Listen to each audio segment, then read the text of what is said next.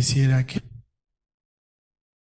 por todos lados estamos saboteando el mensaje.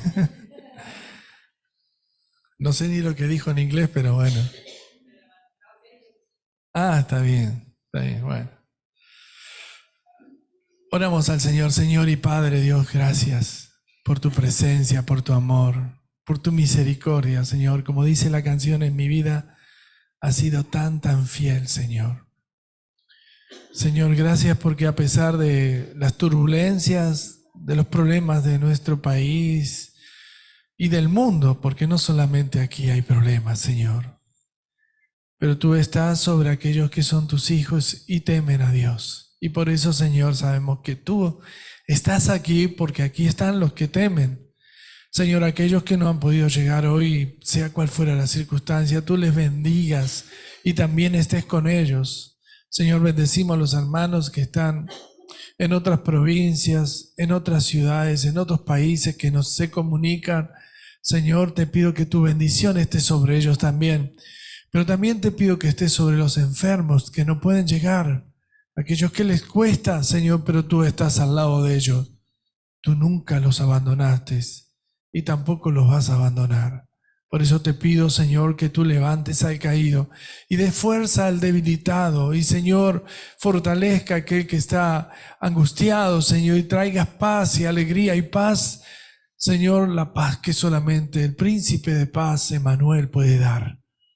Oh Señor, tú eres nuestro Emmanuel, príncipe de paz. Y yo te pido, Señor, que tu unción caiga en este momento sobre todos los que estamos aquí, pero también por aquellos que no han llegado, aquellos que están con sus temas, Señor.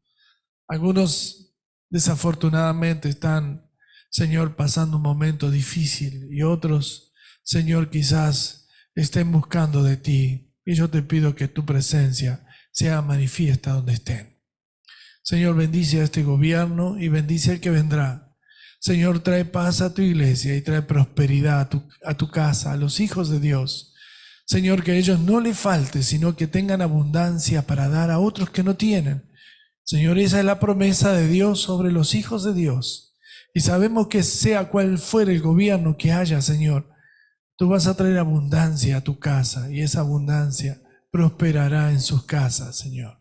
Señor, trae bendición sobre bendición, Señor. Tu palabra dijo que en este tiempo nos iba a alcanzar las bendiciones de Jehová. Y Señor, yo te pido que les alcance a cada uno de mis hermanos, a tus hijos, Señor. Señor, aquellos que no tienen para la renta, Señor, tú les proveas.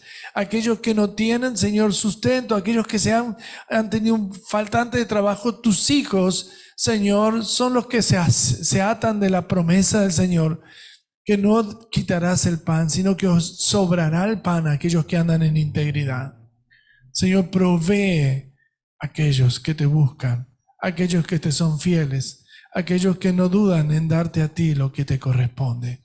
Señor, dale abundancia y, Señor, que sean bendecidos en el nombre del Señor Jesús.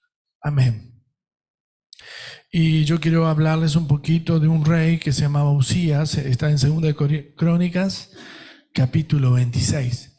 Hablas un poquito acerca de este rey, porque hablando con el Señor, orando, el Señor me hablaba y me mostraba en un tiempo difícil, un tiempo donde los hijos de Dios tenemos que estar en alerta y saber claramente qué es lo que el Señor quiere para nosotros. Aquellos que todavía no votaron, no hagan las cosas por intuición, ni siquiera por fanatismo. No lo hagan porque otros lo hacen. Pídanle al Señor que les guíe y ese será el mejor voto. Esté convencido de que lo que usted va a hacer en el nombre del Señor va a ser lo que Dios quiere que haga. Así sea la oposición de lo que usted aún creía hasta hoy. Pero el Señor le va a dar la virtud de ser una persona que tiene conciencia, primeramente hacia el pueblo de Dios, hacia el bienestar de la casa del Señor, hacia la libertad de predicar el Evangelio. Hay muchos países que están muy bien económicamente, pero no se puede predicar el Evangelio. Y yo no creo que eso sea lo mejor para nosotros. Nosotros necesitamos seguir avanzando con la palabra de Dios en todo lugar. Amén. Así que hágalo, yo no voy a dar ninguna orientación. Hay pastores que yo me da vergüenza algunos se han puesto como concejales o se han puesto postulado para ser concejal de un gobierno. Yo digo, pero o sos pastor o sos político, pero no podés ser las dos cosas. Hoy los cristianos, los hijos de Dios, tenemos que pensar que la política es una alternativa pasajera. Todo cambia, hay veces que están bien y a veces que están mal, hay veces que nos conviene y a veces que no. Entonces, votemos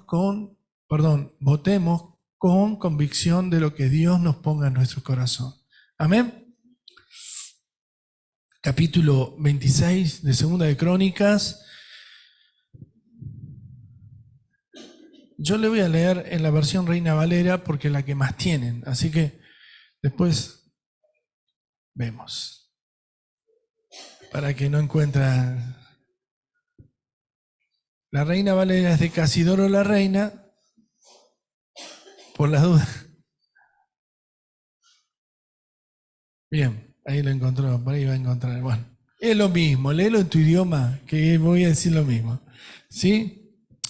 Versículo 1 dice, entonces el pueblo de Judá tomó a Uzías, el cual tenía 16 años de edad, y lo pusieron por rey en lugar de Amasías, su padre. Uzías edificó Eilot dice acá, pero es Eilat, que es una ciudad que tuve el gusto de conocer.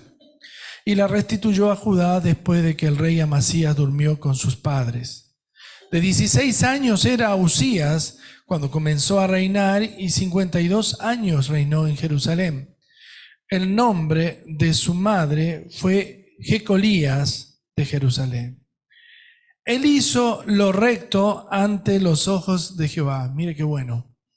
Conforme a todas las cosas que había hecho Amasías su padre, y persistió en busca de Dios en los días de Zacarías, entendido en visiones de Dios y en los días en que buscó a Jehová, él le prosperó. Era entendido en visiones. Qué bueno esto, ¿eh? Vamos a leer un poquito más, pero antes quiero pararme aquí para entrar un poquito en la ilustración, porque si no a veces leemos y no sabemos de quién estamos hablando. Uzías era hijo de Amasías. Amasías había hecho lo recto ante los ojos de Jehová. Y Uzías copió lo mismo. ¿Tenía cuánto? 16 años. Un rey de 16 años. ¿Se acuerdan de Josías de 8 años? 16. Pero dice que reinó, ¿cuánto? 52 años. Era rey de Judá. Es decir, que era un rey que conocía la ley de Dios, que estaba muy al tanto de lo que Dios mandaba, y por lo tanto, hacer lo recto era obedecer a la ley de Jehová. Era entendido en visiones y en sueños. Él era un hombre visionario. ¿Qué significa esto? Yo no sé si a ustedes le pasan, pero es muy común que cuando usted adora a Dios, a veces cuando cierra los ojos, y a veces decimos, ¿por qué oramos con los ojos cerrados? Es porque Dios nos ayuda a tener visiones mientras oramos. Cuando adoramos, tenemos visiones, y aun cuando dormimos, muchas veces Dios nos habla. Yo anoche soñé algo con un hermano, y después pensé que había pasado, pero quizás es algo que va a pasar, no lo sé. Entonces, cuando sos entendido en las visiones, seguramente Dios te va a hablar en visiones y te va a hablar también en sueños. Amén. El versículo 16 dice así. A ver, espera, vamos a leer en el 10. Dice que él edificó, dice, asimismo edificó torres en el desierto y abrió muchas cisternas porque tuvo mucho ganado, así en la Cefela como en las vegas y viñas y labranza, así como así en los montes como en los llanos fértiles, porque era amigo de la agricultura, se parecía a Ayrton. Tuvo también Uzías un ejército de guerreros, los cuales salían a la guerra en divisiones de acuerdo con la lista hecha por mano de Jehiel, escriba, y de Maasías, gobernador, y de Ananías, uno de los jefes del rey. Versículo 16. Y acá está diciendo que era próspero. ¿Sí? Y si ustedes leen, era próspero, tenía visiones, Cuando él oraba o cuando adoraba a Dios, Dios le mostraba lo que tenía que hacer, ¿no es cierto? ¿Vieron cuando uno dice, quiero que mi trabajo prospere? Entonces, no solamente le pedimos a Dios que nos ayude, sino que también tenemos que pedir a Dios que nos dé una visión, qué es lo que tenemos que hacer, ¿no es cierto? A veces yo veo personas que, estaba leyendo Proverbios 28, me gustó mucho porque habla de aquellos que tienen visiones pero que no están conectados con Dios, que erran constantemente. Y está hablando de los gobernantes que son corruptos. Y eso suele, capítulo 28 de Proverbios es muy duro contra aquellos que saben que están robando o siendo infieles a Dios. Pero acá habla de que este rey, Usías, un rey próspero, le iba todo bien. Amén. Pero mire lo que dice el versículo 16. Mas cuando ya era fuerte, su corazón se enorgulleció, se enalteció para su ruina. Porque se rebeló contra Jehová su Dios, entrando en el templo de Jehová para quemar incienso en el altar del incienso. Y entró tras él el sacerdote Azarías, y con él 80 sacerdotes de Jehová, varones valientes. Y se pusieron contra el rey Usías y le dijeron, no te corresponde a ti, oh Usías, el quemar incienso a Jehová, sino a los sacerdotes hijos de Aarón, que son consagrados para quemarlo. Sal del santuario, porque has prevaricado, y no te será para gloria delante de Jehová Dios. Entonces Usías, escuche lo que diga, teniendo en mano un incienso para ofrecer incienso, se llenó de ira, y en su ira contra los sacerdotes, la lepra le brotó en la frente delante de los sacerdotes en la casa de Jehová, junto al altar del incienso. Y le miró el sumo sacerdote Azarías y todos los sacerdotes, y aquí la lepra estaba en su frente. Y le hicieron salir apresuradamente de aquel lugar, y él también se dio prisa a salir, porque Jehová lo había herido. Así el rey Usías fue leproso hasta el día de su muerte, y habitó leproso en una casa apartada, por la cual fue excluido de la casa de Jehová. Y Jotán, su hijo, tuvo cargo de la casa real, gobernando al pueblo de la tierra. Los demás hechos de Usías, primeros y posteriores, fueron escritos por el profeta Isaías, hijo de Amós. Y durmió Usías con sus padres, y lo sepultaron con sus padres en el campo de los sepulcros reales, porque dijeron, leproso es. Y reinó Jotán, su hijo, en lugar suyo. ¡Wow! Aquí vamos a hablarles entonces, primero voy a hablarles un poquito del pecado de Usías. Primero, él había hecho lo recto ante los ojos de Dios, hasta ahí veníamos todo bien. A veces me pasa que veo hermanos que nacimos juntos en el Evangelio y después los vemos apartados. La lepra fue el resultado de lo que él tuvo, pero no fue eso solo, sino que él primeramente era un hombre que hacía todo de acuerdo a lo que Dios le pedía. Pero un día, por el exceso de las bendiciones, se enalteció, dice acá, y en otra versión dice, se orgulleció, estaba orgulloso. ¿Vieron cuando una persona es orgullosa? Subestima a todos los demás. A veces las personas que tienen mucho dinero, y esto no estoy diciendo por el dinero, pero les da mucha seguridad el dinero. Por lo tanto, ya no dependemos de Dios, sino que creemos que nosotros merecemos lo bueno que tenemos y aún más. No necesitamos ni que Dios nos diga qué tenemos que hacer. En todos los ámbitos, el orgullo actúa en contra de la humildad. El orgullo y la soberbia van de la mano siempre. ¿Por qué? Porque el orgullo o el enaltecimiento hace creer que uno es más que el otro. Y muchas veces esto pasa en el mundo cuando la gente es muy rica, pero también cuando es muy famosa o cuando una persona es muy talentosa. Pero también pasa en la iglesia cuando alguien tiene quizás un talento más llamativo que otros, o cuando alguien hace más cosas que otros que no las hacen. Entonces el orgullo, el enaltecimiento, empieza a subestimar al resto. Y aquí voy a hablar un poco en contra del pastor.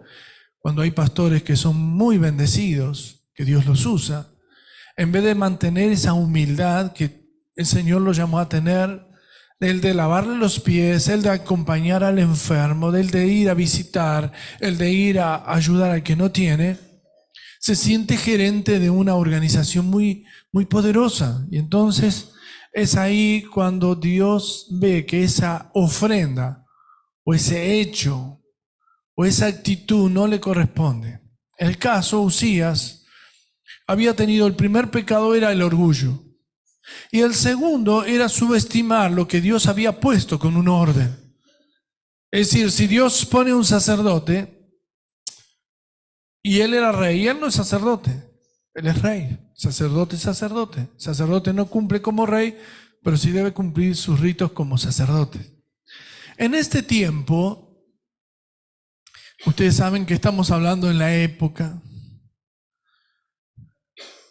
donde gobernaba o donde ya estaba dándose ver Ezequiel, se estaba dándose ver los profetas como Jeremías. Era la época de Isaías, que era el profeta. Aún el profeta no le correspondía hacer lo que el sacerdote hacía, porque el profeta que escuchaba las visiones y los sueños de este rey era Isaías, precisamente hijo de Amós. Y cuando leemos esta porción empezamos a entender que muchas veces creemos que tenemos que ocupar todo uno, y eso es lo que no está bien. Dios estaba haciendo de cada uno partícipe en su acción. Pero hablemos de Uzías, nada más que de Uzías. Él creyó que podía subestimar al sacerdote porque era rey. Estamos en un tiempo donde hay un desconocimiento de quién gobierna espiritualmente una nación. Estamos pensando que hay que votar a alguien que es el mejor porque me llena el bolsillo de dinero o porque me da trabajo. Y no nos damos cuenta que ese quizás, tal vez, sea el que lleva a la ruina espiritual a este pueblo.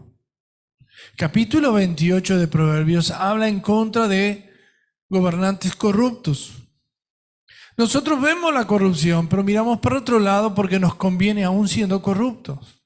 Es como si un policía que se deja coimear, decimos bien, coima para otros que están en otro país que escuchan, significa dar un soborno, exacto.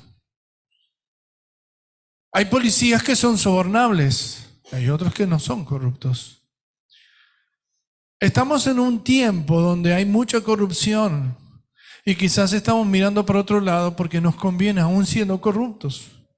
Entonces debemos abrir nuestros ojos que esto debe terminar. Estos gobernantes, y en este caso Uzías, era un rey que quizás no se dejaba sobornar por el dinero, pero sí su corazón se llenó, se enalteció y se dejó sobornar por el poder. Y subestimó a los sacerdotes que sí eran elegidos según Dios para ofrecer los sacrificios para Jehová. Lo primero que hizo era orgulloso y lo segundo subestimación. El orgullo y la subestimación, el enaltecimiento y tomar por poco a los demás. Estamos escuchando y estamos viendo constantemente esa acción en nuestra sociedad. Escuche, no solamente en gobernantes, lo estamos viendo en la calle. Personas, hablábamos ayer con mis hijos y también con mi esposa, parece que estuviéramos en guerra, hay más muertos diariamente en nuestro país que los que hay en Israel, con una guerra constante. Ellos están en guerra, siempre estuvieron en guerra y nunca dejaron de estarlo. Pero hay más muertes aquí que un país en guerra. Y no nos damos cuenta que esto tiene que ver con la corrupción, con la mentira. Ahora bien, lo primero que tuvo Uzías era orgullo. Y lo segundo es subestimar. Nosotros como hijos de Dios tenemos que saber distinguir qué es lo que está bien y qué está mal. En el capítulo 6 del profeta Isaías, capítulo 6 de Isaías, y el versículo 1 dice: en el año que murió el rey Uzías, vi yo al Señor sentado sobre un trono alto y sublime, y sus faldas llenaban el templo. Por encima de él habían serafines, cada uno tenía 6 alas, con 2 cubrían sus rostros, con 2 cubrían sus pies, y con 2 volaban. Y el uno al otro daba voces, diciendo: Santo, santo, santo Jehová de los ejércitos. Toda la tierra está llena de su gloria. Y los quiciales de las puertas se estremecieron con la voz del que clamaba, y la casa se llenó de humo. Hasta aquí vamos a leer un pedacito, pero voy a decirle algo. Isaías estaba conmocionado por la muerte de Uzías. Antes de que Uzías muera, su hijo Jotán, ¿se acuerdan?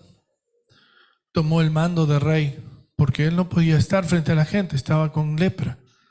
Estaba viviendo en una casa aparte, pero él le decía lo que tenía que hacer. Mientras él vivía, no podía ser rey Jotán. La consecuencia del pecado de Uzías no solamente lo llevó a perder todo como reino, sino vivió una vida humillada. La Biblia dice que el que se enaltece, Dios lo va a humillar. Y el que se humilla, Dios lo va a poner en alto. Pero no para enaltecerse, sino para que sea visto como humilde. Uzías comete un pecado o 2 pecados y tiene como resultado ser humillado, ser separado y no tener el dominio de su casa porque estaba con lepra. En la Biblia la lepra se llama la enfermedad del pecado. Una persona tiene lepra y era muy excluida de la sociedad. En el Antiguo Testamento y en el Nuevo hablaban que eran recluidos en lugares apartes porque algunos tipos de lepras contagiaban, pero era la enfermedad símbolo del pecado. Recuerdo que Miriam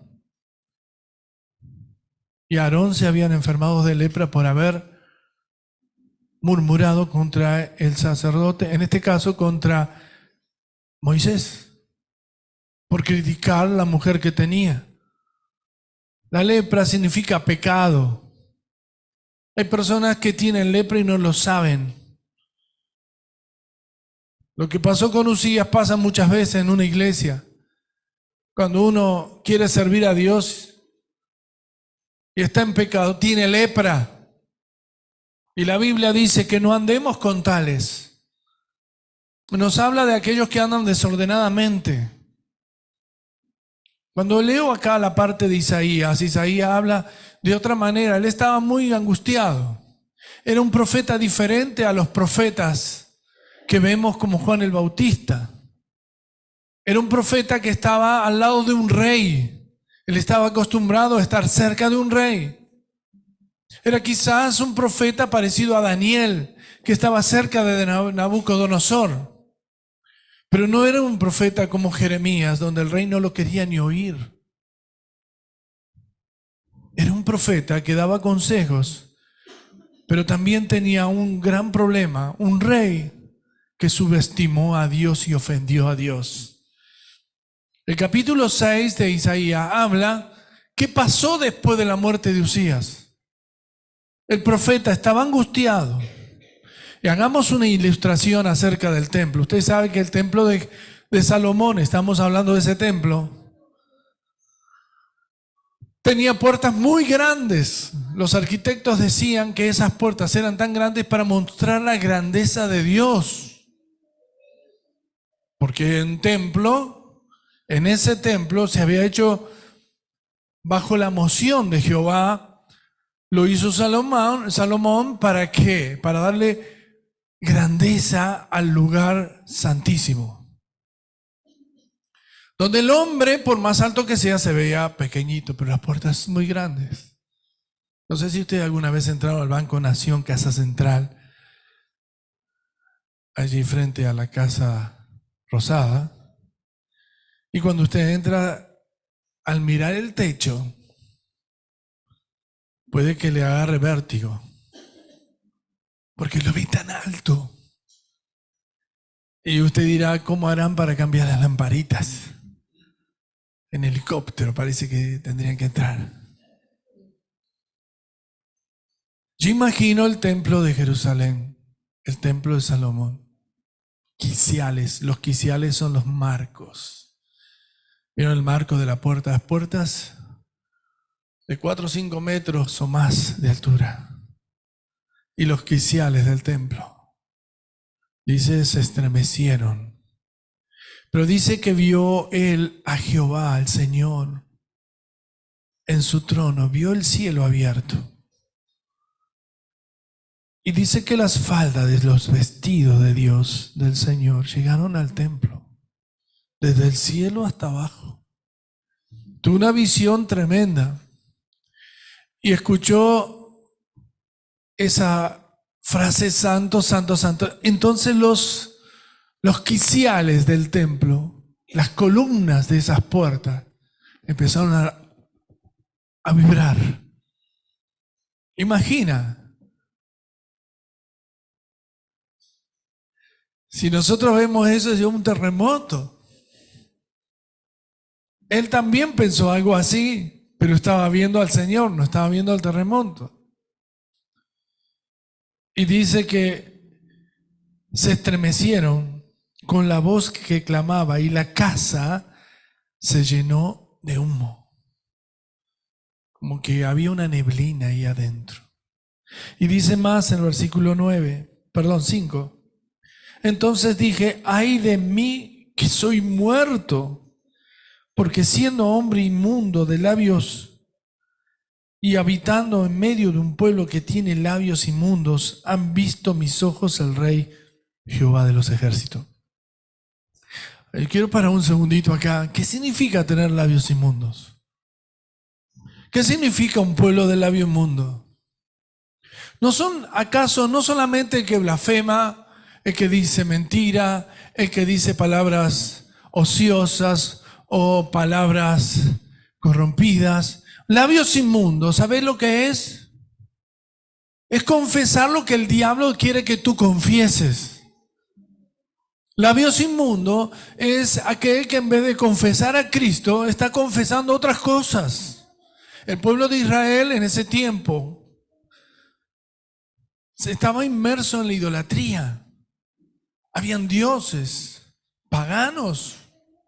Si bien estaba en el templo, podría decir que el templo era un lugar santo, pero ¿quién entraba a un templo con labios inmundos? Él reconoce ahí cuando ve la gloria que Dios estaba ahí. Nadie que tenía labios inmundos podía estar ahí. ¿Acaso te pusiste a pensar que cuando te arrodillas y te pones a orar al Señor y le hablas a Dios como el barba, como dicen algunos, qué cree que él está haciendo a Dios? Le está faltando el respeto. No hay un folclore del Evangelio. El Evangelio es único, es para todo aquel que cree. Así como Dios nos habla a nosotros, le habla a los chinos, a los aborígenes. Habla a cualquier nación del mundo, pero es el mismo Dios. Y no permite Dios que le faltemos el respeto. Tener labios inmundos es no confesar lo que Dios nos manda a confesar. Porque la palabra inmundo en la Biblia significa demonios. Dios trata de inmundo todo lo que tiene que ver con los demonios, con la idolatría, con la mentira. ¿Alguna vez usted vio personas que tienen el gauchito Gil y por otro lado tiene el pescadito de Jesús? Ese no entendió nada. En vez de burlarse, le podríamos indicar, sabe que es contrario. Es como que usted quiera ser blanco y es negro. Hay cosas que no tienen nada que ver. Entonces dice el versículo 6, y voló hacia mí uno de los serafines teniendo en su mano un carbón encendido, tomado del altar con unas tenazas, y tocando con él sobre mi boca, dijo, he aquí que que esto tocó tus labios, y he quitado tu culpa, y limpio tu pecado. Después oí la voz del Señor que decía, ¿a quién enviaré? ¿Y quién irá por nosotros? Entonces respondí, yo, heme aquí, envíame a mí. Es mucho más interesante leerlo todo el capítulo, pero quiero antes de aclararles eso, pueden leerlo todo si quieren, pero voy a leer hasta aquí nada más. Vimos a Usía, un rey, orgulloso, enaltecido. Después de haber conocido el evangelio de Dios, de Jehová, la ley, hacerlo recto, cuando llegó a su poder máximo, él creyó que entre él y Dios había un consejito personal. El Señor Jesús tuvo una rivalidad con un discípulo llamado Pedro, que quiso convenirle después de haber tenido una revelación. Porque el Señor preguntó algo así, ¿qué dice la gente quién soy yo? Algunos dicen Elías, otro un profeta. ¿Y ustedes quién quiere que soy? Y entonces Pedro dice, yo creo que tú eres el Cristo, el Hijo del Dios viviente. Y Jesús le dice, bienaventurado Pedro, porque no te lo reveló carne ni sangre, sino mi Padre. ¿Para qué le dijo eso Pedro? Pedro, ¿qué le pasó? Se enalteció. Ah, bueno. Así como Jesús a mí también me revela el Padre. Entonces Jesús empezó a hablarles, decir yo dentro de poco voy a ser entregado. Y él fue aparte y dijo, Jesús, vení. ¿Te puedo dar un consejo? ¿Te puedo convenir? ¿Y Jesús qué le dijo? Qué bueno, Pedro, interesante lo tuyo. No, le dijo, apártate de mí, Satanás. Y lo que pasó con Usías fue exactamente lo mismo. El corazón se llenó de orgullo por haber tenido una revelación. Lo que pasó con Usías se llenó de orgullo por haber tenido tantas bendiciones. Hay hermanos que creen que porque son tan bendecidos, ya no necesitan a Dios, el que da las bendiciones. Y termino con esto. Solo había algo que podía cambiar toda la naturaleza humana. El Señor lo miró a Usías, se llenó de lepra, lo aisló y perdió el control de todo. Es una consecuencia hasta el día de su muerte. Después Jotán reinó, etcétera, etcétera. Isaías se agarraba a la cabeza porque lo amaba. Estaba angustiado, consternado por la muerte del rey. Imaginen las noticias, murió el rey. Ustedes recordarán cuando murió Néstor Kirchner. Todo el país estaba confundido. ¿Cómo que murió? Algunos especulan que lo mataron, otros especulan con que tuvo un infarto. No lo sabemos. Realmente la realidad, la verdad, no la sabemos. Pero alguien estaba angustiado porque dependía de ese rey o de ese presidente. Las cosas cambiaron.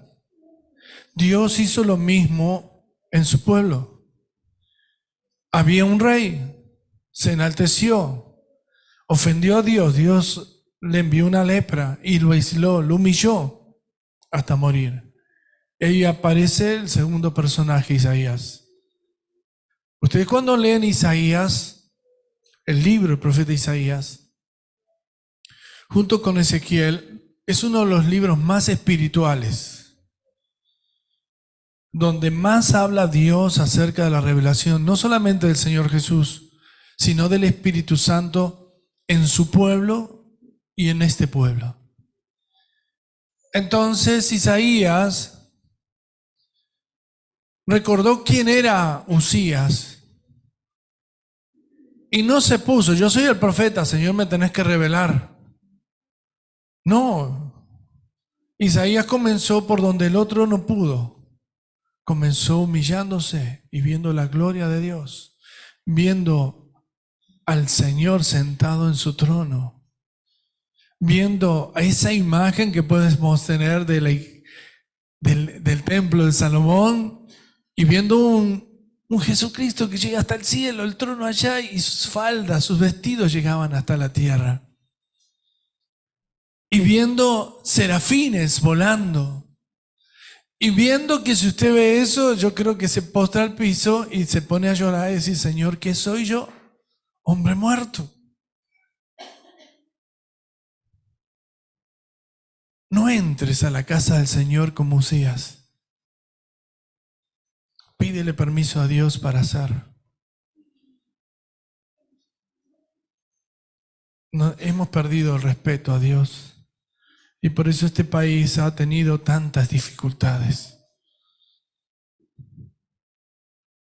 Hemos visto personas que avalan el aborto, otros que avalan los matrimonios, hoy se dicen igualitarios, el homosexualismo. Y no solamente hemos visto, sino que vemos pastores que se involucran con todo eso y hacen que su iglesia confundidamente hagan lo mismo. Si tú miras al rey, vas a decir, ay de mí que soy hombre de labios inmundos. Pero dice que Dios envió un serafín ahí y voló y con unas tenazas sacó una brasa y quemó los labios del profeta. ¿Y qué dice la palabra? Dice que he aquí es quitada tu culpa y tu pecado. Dios quema. Cuando nosotros confesamos, lo que decimos quema. Cuando le pedimos perdón a Dios, lo que decimos quema. Mi pecado es quitado cuando yo confieso. Cuando le pido perdón a Dios y le digo, Señor, ay de mí que soy muerto, que soy hombre de labios inmundos, en tu presencia me pongo a orar o a alabar a Dios y estoy con el corazón sucio. Ay de mí. Así dijo Isaías. Estas fueron las palabras que el Señor me puso esta mañana cuando desperté. El Espíritu Santo me dijo, para quitar tu culpa es necesario que yo ponga un tizón encendido en tus labios. Se llama confesión. Se llama arrepentimiento.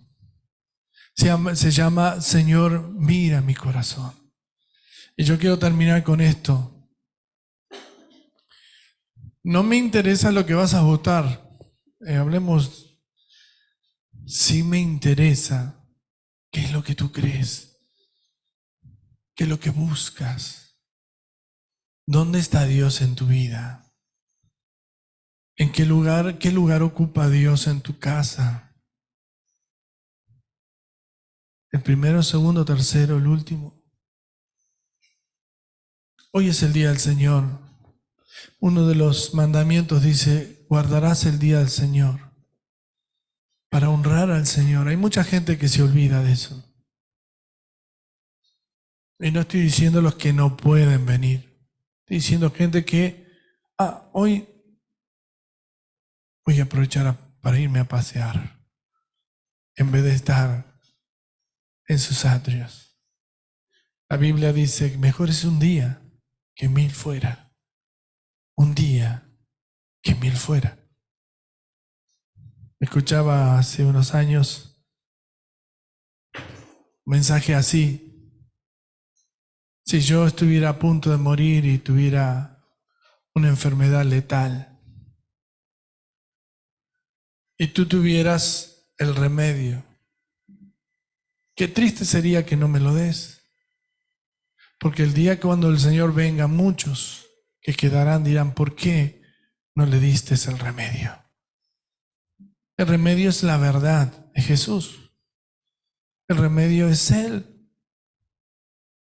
Mejor un día, mejor el remedio que 1000 fuera. El Señor te bendiga en este día.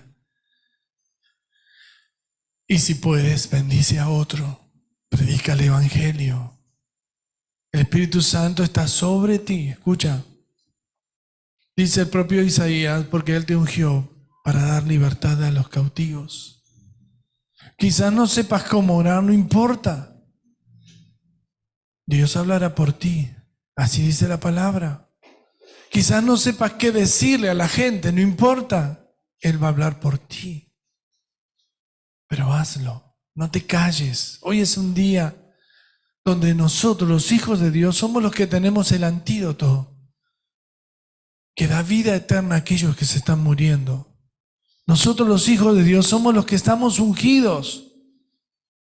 No hagas las cosas con orgullo y prepotencia como Usías. Déjate llevar por el Espíritu Santo. Yo recuerdo, estaba en estos días recordando cuando yo era chico, tendría 12 años o algo así. Todos los días se leía la palabra en este lugar. No era una iglesia, esto era un galpón, esto fue hasta una verdulería en un tiempo. Pero arriba teníamos todo el tiempo, todos los días, nos juntamos a leer la palabra. Y no solamente leía la palabra, sino que entramos en una conciencia de que todos los días que pudiéramos teníamos que leer la palabra y buscar al Señor. Cuando nos casamos con mi amada esposa, venían amigos a mi casa, muchos amigos. Teníamos una pizzería en la esquina, compramos pizza y nos juntábamos a hablar de la palabra. Y siempre había alguien que no conocía el Evangelio y ese día le hablamos hasta que acepta. No te vas de aquí no te vas hasta que no te vas con Dios. Y yo digo, Señor, si mi casa ha sido una casa para ser usada para tu gloria, cada uno de los que entraron aquí en este lugar son usados para la misma gloria del Señor. Y escucho que muchas veces le pedimos al Señor que traiga un tizón que quema nuestros labios para confesarte, para tener un corazón puro y sea quitada nuestra culpa y nuestro pecado. Eso es bueno. Eso es bueno. Hoy es un día especial donde nosotros como argentinos vamos a salir a votar, pero también como hijos de Dios tenemos que ser como una luz encendida en medio de un mundo que está ciego sin Dios. Yo no sé cuántos amigos tienes o familiares, algunos de ellos no tienen ni a Cristo. Quizás no se te ocurrió predicarles, podrías, ¿no es cierto? Hablarles de Jesús.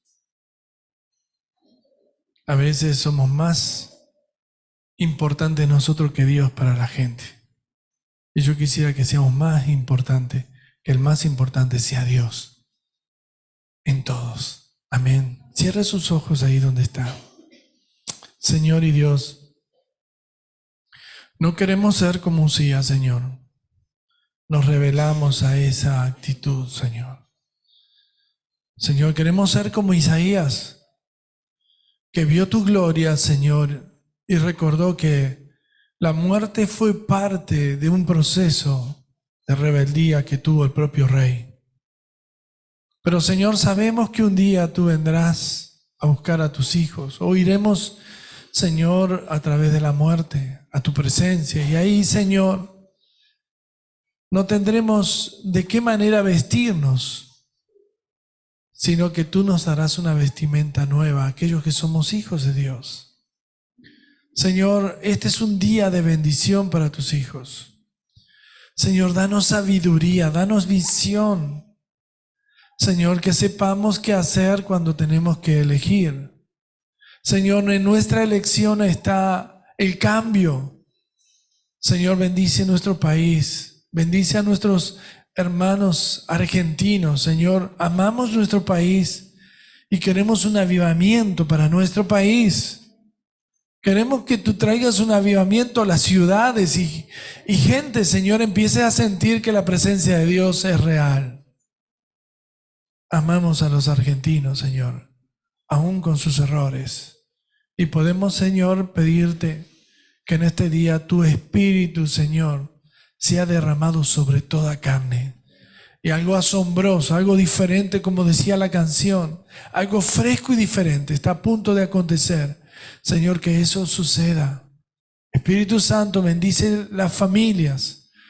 Bendice a aquellos que no han llegado, que hoy no pudieron, que no sabían. Señor, bendecilos igual, porque son tus hijos. Porque ellos te aman, porque ellos esperan en ti todo el tiempo y son confiados en ti. Señor, danos una semana sin sorpresas, llena de bendiciones. Señor, si hay una sorpresa buena, que sean buenas noticias. Buenas noticias para el pueblo de Dios. Buenas noticias para tus hijos, Señor. Buenas noticias, Señor, con la economía, con el gobierno, con nuestra salud, Señor, con nuestras situaciones. Buenas noticias porque tú traes buenas noticias. El Evangelio son buenas noticias. Señor, yo quiero pedirte que esas buenas noticias estén en el corazón de cada uno de mis hermanos. Y Señor, que sean sorprendidos por buenas noticias y que sean proclamadores de buenas noticias. Porque el diablo no nos va a atar nuestros labios nunca más, porque proclamaremos a un Dios que está sobre nosotros y que toda la situación de este país y de nuestra vida y nuestra salud dependen de ti, no de los hombres. Señor, te alabamos, te bendecimos y te damos toda la gloria a ti, mi Rey, en el nombre de Jesús. Amén. Que el Señor te bendiga, que tengas un día bendecido y prosperado, una semana victoriosa y seamos sorprendidos con buenas noticias.